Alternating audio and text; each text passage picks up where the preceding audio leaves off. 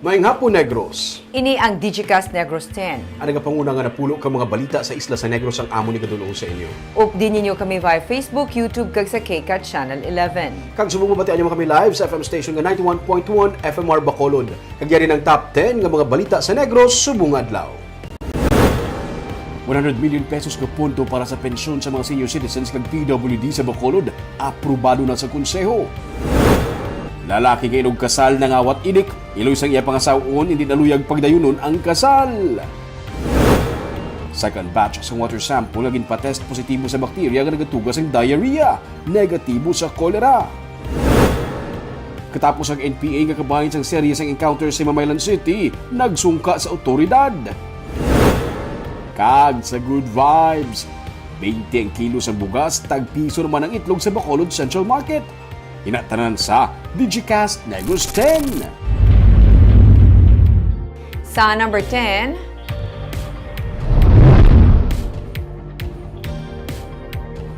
"21-year-old nga physical therapy student ang ginkoronahan bilang Miss Bacolod Mascara Universe 2022. May report si Nico Delfin. Being the city of smiles, I think we have to set an example to the rest of the country. We have to show them that even if we're faced with these challenges, we are strong, we choose to rise from it all, and we still decide to smile. And for that, I'm so thankful to be standing here as a Bacolodno. Thank you. Ining sabat ni Cara Daniela Villarosa sa pamangkot kung bala sarang pa mabalik ang yuhom sa City of Smiles sa piyak sang epekto sang pandemic. Gani napasang korona kay Cara bilang Miss Bacolod Mascara Universe 2022. Ang 21-year-old nga physical therapy student nalipay kaganda para magtiglawas sa natalada nga Miss Universe Philippines beauty pageant. I feel like I have a really big responsibility now because I'm going to be representing Bacolod in the national stage. But I trust that with the help of the organization and Aces and Queens that I'm going to make Bacolod very proud. Si Cara amo man ang nakabaton sang awards nga Best in Swimwear, Miss Photogenic kag Best in Evening Gown. Miss Bacolod Mascara World si Janine Helera kag Miss Bacolod Mascara International si Jan Marie Bordon nga napili man bilang Best in Talent. First runner-up ang darling of social media nga si Irene Granada nga magatiglawas naman para sa Search for Mutya ng Pilipinas. Second runner-up si Sandale Masangkay nga magatiglawas para sa Linay sang Negros. Napuno sa mga tumalanaw ang pageant night sa USLS Coliseum kundi nangin host Sunday Miss Universe Philippines 2020 Charity Pauline Amelik kag Miss Universe Philippines 2020 fourth runner-up Billy Hackinson. Chairperson sang kilala nga katapos ang Board of Judges naman si Miss Universe Philippines 2022 Celeste Cortesi. Nagkalain-lain ang nangin reaksyon sa mga tumalanaw sa performance ng rising star nga si Kylie Chari kag singer nga si Zach Tabuldo.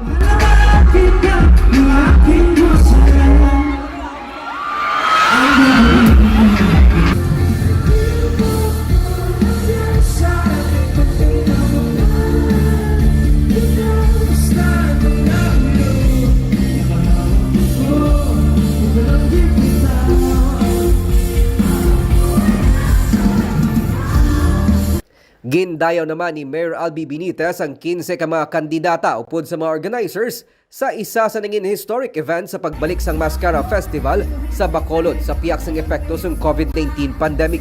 Damo sila ang training na ginagyan, damo sila practice na ginagyan para makahatag sa isang matahong na Miss Bacolod Mascara. Si Benitez upod sa pilapa ka mga city kag provincial officials ang opisyal nga nagkorona sa mga nangin madinalagon nga kandidata sang Miss Bacolod Mascara 2022. Nico Delfin para sa Digicast Negros.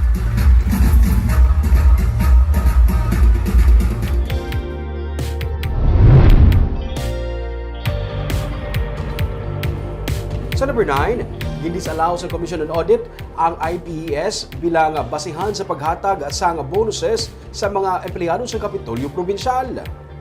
Inisunod sa kay Provincial Administrator Efrando Diaz nga nagsilinga sila ang nakabaton sa Notice of Disallowance bahin diri sa 65,000 pesos nga ginahatag nga bonus sa Kapitolyo sa mga empleyado sa Negros Occidental sa 2021. 25,000 diri ang ginbase sa IBES o kunang Incentive Benefit for exemplary service. Sunod sa kay Diaz, bangod sini, sila ang magapangita sa pamaagi nga sa gihapon makahatag sa nagakaigo nga bonus sa mga empleyado pero hindi na paggamito ng IBES. Sa tuanay, ginalantaw sa probinsya nga ang pag-disallow sang COA sa IBES may kangtanan sa personal services ceiling. Pero bisan pa nga ini ang ilangan nakaayo, sa gihapon gindisalaw sang COA. Ang amo nga disallowance ang pending appeal suno sa kay Diaz. Bisan pa sa nagdigad nga administrasyon, ang IBES ang gindisalaw man suno sa kay Diaz kag ang desisyon sang Korte Suprema sa sini ang ginahulat pa. Let's find other ways na lang makahatag sang bonuses without continuously or repeatedly receiving notice of disallowances sa aton COA. So I think amo man na yang klaro kay Gov nga kung ano ang legal, kung ano ang ginasupport man sa COA nga valid nga mga benefits nga mahatag ta, amo lang nang sigiyon ta. So pero kung may ara issues, may ara man sang disallowances, hindi na naton pagsigihon.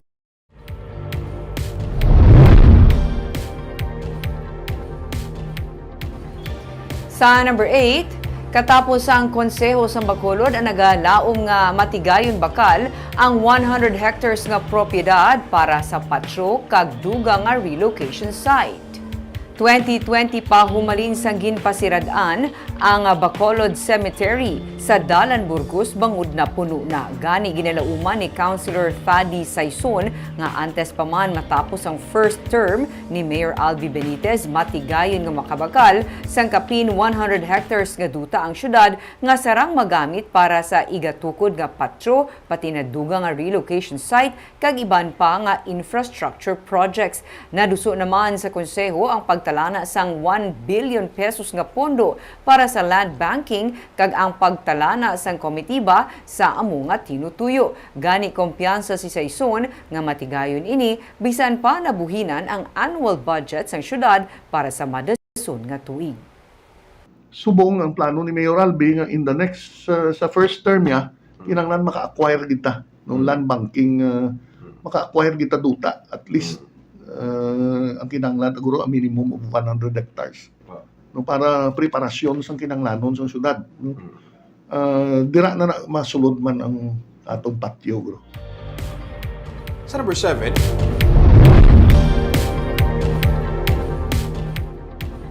isa ka magkal ang nasapuan sa sulod sa isa ka subdivision sa Barangay Estefania sa Bacolod City. Nasapuan kay inasang aga ang isa ka magkal sa sulod sang East Villa subdivision sa Barangay Estefania. Sa video nga ginpost ni Juvie Montesa, makita ang pagbutong sa mga residente sa magkal nga yara sa bakante nga lote. Sulod sa anak ni Montesa, ginhilamunan sing ilang kaingon ang bakante nga lote sa tupad sang ilang nga balay. Dito nakita ang magkal nga ilaman gilayon ginkuha kag gindala sa barangay. Ang magkal ang ginbulubanta nagalaba sang 4 ka metros suno sa mga residente.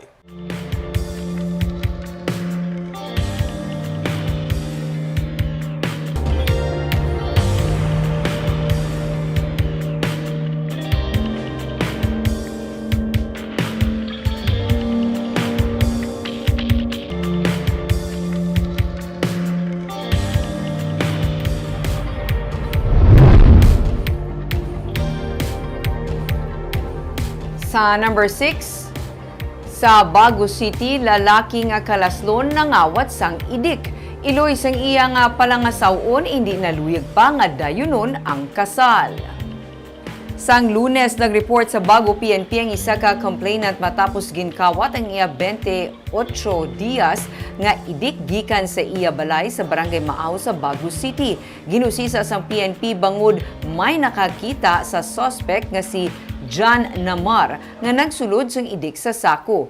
Ilagin subay kag natukiban nga ang idik ang yara sa balay sang iya sininobya sa Barangay Tangub sa Bacolod. Dito na recover ang idik. Suno sa Bago PNP, itigana kuno tani isang suspect ang idik sa natalana nila sini nga kasal sang iya nobya sa Enero. Apang bangod sa kinawatan, wala na namian ang iloy sang iya nga nobya. Iya istoryaho ng iya anak kun bala luyag pa sini pakaslan ang nobyo nga nangawat sang idik. Kaso nga theft ang ipasaka naman batok kay Namar.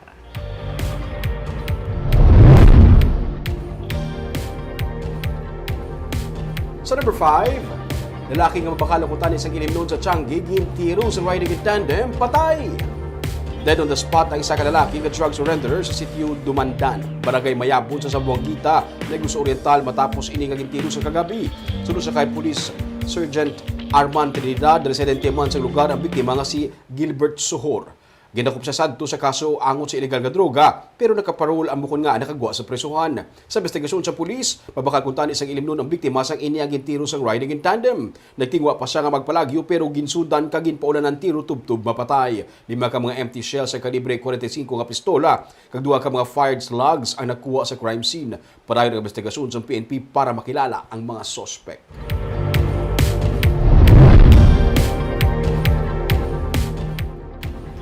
Sa number 4, katapos ang NPA nga kabahin sang serye sang encounter sa Himamaylan City, nag-surrender sa Army. Isa ka miyembro sa New People's Army ang nag-surrender kahapon sa otoridad sa Barangay Carabalan sa Himamaylan. Ini matapos ang serye sang engkwentro sa tunga sang Army kag NPA nga nagsugod sa Oktubre 6. Ang nag-surrender amo si alias Jan nga kabahin sa mga rebelde nga nakaengkwentro sa mga militar. Sunod sa Army, ginpahayag ni alias Jan nga nakakita ini sang oportunidad nga magpalagyo samtang ginalaga sila sa mga Army kag nagpangayo ini sang bulig sa residente sa lugar. Dala niya sa pag-surrender ang duha ka M16 A1 rifle kag nalakip diri ang armas ang iya upod nga kabahin sa iya ginaalagar. 8 ka casualty sa bahin sang NPA sa engkwentro. Ang kakapoy gutom kahadlok kag kakulangan sa direksyon amo ang pila sa mga rason kung nga nag-surrender si alias Jan suno sa Army.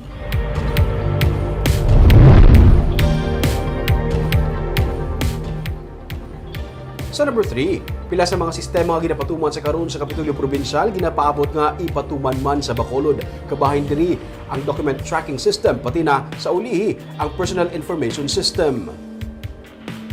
Inisunod sa kay Provincial Administrator Fernando Diaz nga sa karon nagaserbe man nga pro bono consultant sa syudad. Prioridad ni Mayor Aldo Benitez sunod sa kay Diaz amo ang pagpatuman sa document tracking system nga magapatod sa status sa mga dokumento paagi lamang sa pag-scan sa mga barcode. Nalakip man sa ipatuman ang kasubong sa Capital Cab system kung saan sarang makagamit ang mga empleyado sa salakyan sa syudad para sa ilang mga official business. Ipatuman man ang motor pool system kung saan sarang mamonitor ang maintenance and repairs nga napasulod sa mga management information system. Sa uli, sunod sa kay Diaz, ginalantaw ang personal information system nga nagalakip naman sa mas madasig nga sistema sa hiring sang job order kag contract of service workers. Ginalantaw nga iniya magasabat sang issue sa ghost employees kasubong man ang pagpanghangkat angot sa mga job order workers. Ang ilang hiring, renewal, hindi mabudlay, mas mahapos. Subong gani, no? Mag-renew kita sa June for July to December, doon di na mabalaan nga may gap. Kay kadasig sa aton renewal, ang ila sweldo tag sa una tag 3 months pa na ma-delay kung renewal period. Subong niya daway na nakapagod sa aton. So these are the things nga gusto niya man i-improve kag i-adapt dito sa City of Bacolod. Bilang that will address the problem of ghost employee JOs. I think so. Sa number 2,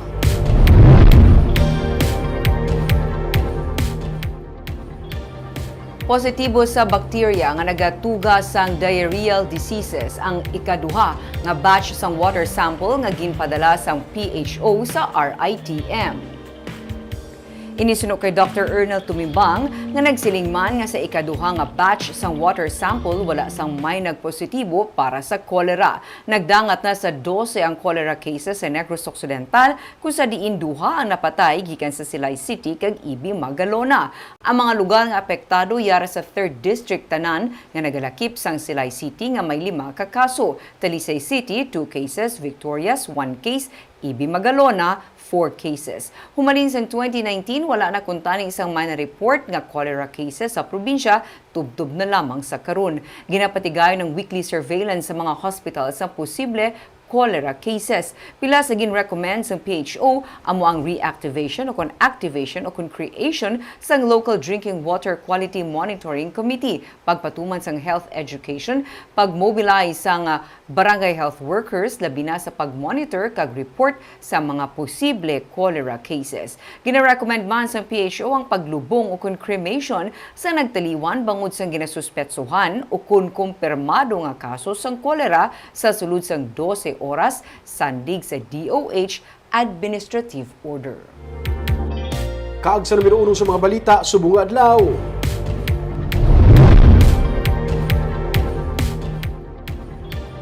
₱100 million nga pondo para sa pensyon sa mga senior citizens pati na sa mga persons with disability aprobado na sa Konseho sa Syudad sa Bacolod. Aprobado na sa sanggunian panungsod ang Social Pension Ordinance agud nga mabuligan ang kapin 12,000 ka mga indigent senior citizen kag persons with disability sa Bacolod City. Sunod sa kay Councilor Celia Flor, pamuno sa Committee on Senior Citizens sa Konseho. Sa idalom sa ordinansa, sarang magbaton sa tig ₱500 na social pension kada bulan ang mga benepisyaryo nga wala sa ginabaton nga ayuda kung manubo lang sa ₱5,000 ang bulanan nga pensyon halin sa SSS kag GSIS. Pero kinahanglan nga residente sa syudad ang benepisyaryo sa sulod sang hindi magdubo isa ka tuig. Ang italana nga pondo magagikan sa budget sang City Mayor's Office para sa madasun nga tuig. Sa karon, palayan ang ginahimo nga validation sa kabarangayan kag updating sang database sang senior citizens. Isan paano sa sa panasong mga kapigaduhon? Isan gamay lang kasi namatanan namin kiti isan paano ba may mabatong ka man halos sa ilang wala.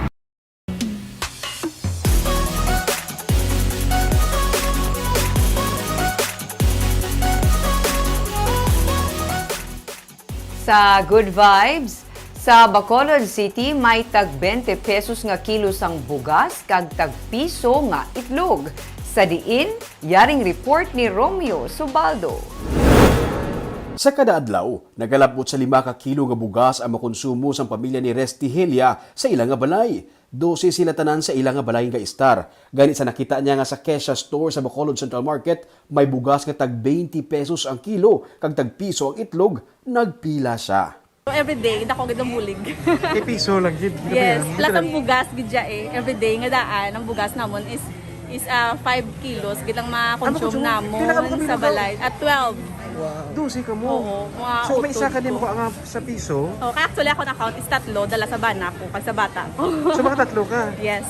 Ining pamaagi sang GCash sa pagsaulog sang iya nga birthday kag pag-upod sa selebrasyon sang Mascara Festival sa Bacolod City. Kung may GCash ka, pwede ka makabakal sang tag 20 ka kilo sang jasmine nga rice kag tag piso nga itlog pero maximum of 1 kilo kag 6 lang ka itlog sa kada adlaw sa kada GCash account. Gani sa makita ni Julian Menaso nga may amo sini nga promo halin sa Abada Sky relocation site nagkadto man siya sa Central Market para maka-avail man sa sini nga promo. Basta ko masave kay tag bilang bugas sa bongdan 40, 50. Tas ang egg dan sa amon to sa araw tag 10 ang isa. Tagpulong milo. Sunod sa kay Benjo Hervias, Channel Distribution Manager sa Negros sang GCash, inya pa birthday sang GCash kag bilang pag-upod man sa Mascara Celebration sa Bacolod City. Currently, we're living at a time where technology, digitalization, and e-commerce are on its continuous progress. And GCash now is really part of our society. No? It is now considered to be the leading e-wallet here in the Philippines and serving contactless transactions or cashless transactions to 400 dealers and to our 69 million users. And si GCash, diri sa Negros, is really starting to build an ecosystem where we will be serving a lot of cashless transactions at the same time bridging the gap between the bank and the unbanked. And timing man, nga subong, sa subong nga simana or subong nga bulan, we're celebrating the Mascara Festival. And at the same time, it's the second birthday of GCash. Wala labot sini may piso parking man kag piso soft drink sa Basket Bacolod. Kung nagka-problema ka sa parkingan sa Lacson Street sa highlight sa Mascara, pwede ka maka-parking for 1 peso basta may GCash kag pwede ka makalabay diri sa likod sa 16th Street. Sa tanan nga mga nagabaligya sa sulod sang Basket Bacolod, pwede makabakal sa tag piso nga soft drink basta via GCash lang. May piso isaw man sa Karen sa Manukan Country, kag piso shot sa Dalan Lacson sa pagsugod sang street party. Tubtub lamang ini sa Domingo nga adlaw, Oktubre 23. Barb, sa panahon subong, ang 20 pesos nga bugas is dako kabulig sa kabalay. Tanan, balaming gamahala. Pero at least may piso nga itlog. Gani, no? Swerte. Basta matawag tali, pero may nangin lang ang hasta sa Sunday. Kagming gina-congratulate natin Yes. liwat ha, ang aton nga Miss Bacolod Mascara Queen 2022. Congratulations. Kag amay itong mga balita sa Negros subong nga adlaw. Kay man sa panahon karon importante nga maihibalo ka sa nagakatabo sa imo nga palibot. Pero dapat balansa nga eksakto ang mga impormasyon. Padayon kami nga magapangalagad sa Negrosanon. Ako si Barbara Mijares. Tubtub sa buwas, ako naman si Romeo Subaldo. Mayong hapon.